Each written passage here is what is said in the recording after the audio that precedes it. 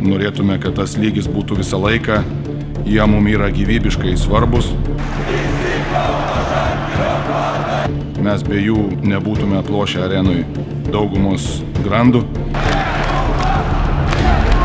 Ir tikiuosi, kad jie toliau 100% sekasi, nesiseka, palaikys absoliučiai visą komandą ir visus žaidėjus.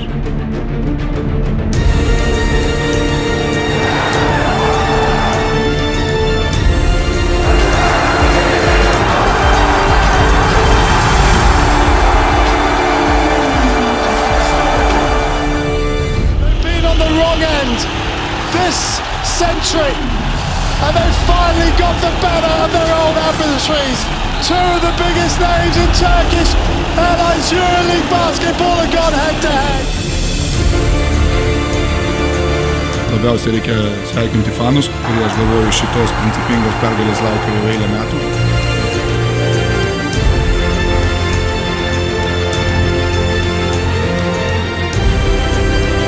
Čia berniukai nelaimi, laimi tik tai vyrai.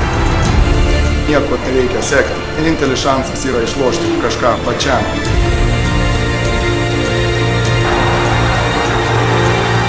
Tikiuosi, kad ir mūsų sirgaliai supras, kad yra vienas svarbiausių metų rungtynių. Ir jie tikrai, kaip sakant, būtų 100% su komanda, o daugiau jų, kad prisirinktų.